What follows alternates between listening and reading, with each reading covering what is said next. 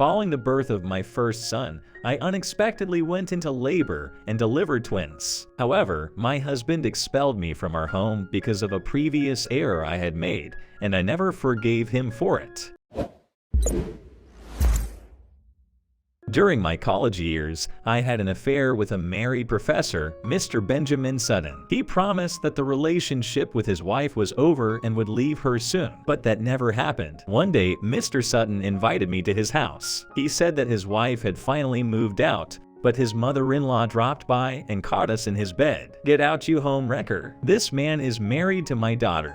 She yelled at me while I searched for my clothes hastily. He said they were getting divorced. I told her, "Well done. He lied to take advantage of you. Get out." She screamed again. I cried on the subway all the way back to school and met up with my best friend, Nolan. He was the only one who knew about our affair. "You were right, Noel. He lied to me about his wife," I revealed while crying. "I'm so sorry, Karina. I know how much you liked him, and now you can move on with your life," Nolan said. I agreed with him and focused on school. We graduated together and realized what a great man my best friend was. So I asked him out. A few months later, we were engaged and got married by the end of that year. I got pregnant as soon as we returned from our honeymoon, and we were so excited. We prepared everything for the arrival of this baby and celebrated with our families. Finally, we welcomed Maximilian into the world, and we were ecstatic but also sleep deprived. Nolan returned to work a month after Max's birth. I was home alone when I felt a huge pain in my stomach, but my husband didn't answer the phone. I called 911 and was rushed to the emergency room. "You're going into labor,"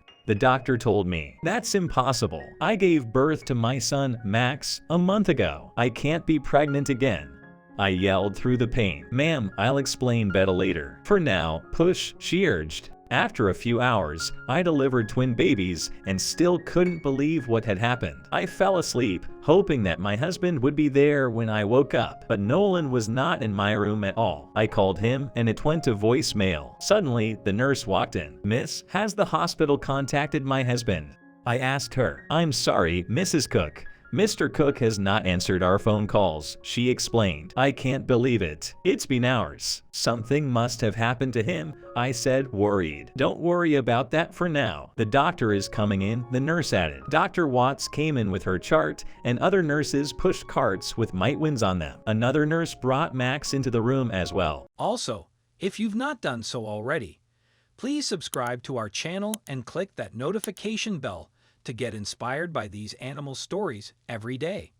Now, back to the story. "Mrs. Cook, you have an extremely rare condition. You have two uteruses," Dr. Watts started. "But you got pregnant with your son, Max, earlier in one uterus while your twins were housed on your other uterus. It's as close to a miracle as I have ever seen. I can't believe it. But why didn't we know sooner? I went to the doctor months ago, and he never said anything," I wondered. "Well, Mrs. Cook, it says here that you came when you were about 3 months pregnant with Max. The other two fetuses were smaller, and your doctor that day didn't look further. But then, you never came for other checkups," Dr. Watts explained. "Oh, well, yes, we got so busy, and the pregnancy was going so smoothly. We kept putting it off." "I'm sorry," I said chagrined. "It doesn't matter now. You have 3 healthy babies, and I got to witness one of the rarest conditions in the world. I should thank you," Dr. Watts said jokingly. I laughed with her, and then she left. Meanwhile, I hoped that Nolan would get here soon. Soon, one of the nurses approached me. "Are you ready to name the twins?" she asked. "Oh yes, my husband and I had some extra names picked out for Max, so I guess they'll be Preston and Ewan Cook," I told her. She wrote the names down on their birth certificates, and I signed them. I waited for days in the hospital while the nurses helped with my 3 newborns. Luckily, my mother finally arrived and helped too. "I don't know why your husband is not here. I passed by your house, and his car was there," she said. "I want to go home and see him," I said. They finally cleared me to go, and Mom drove me home. That's when all hell broke loose. "Oh no, you don't get to come back here with your bastard babies."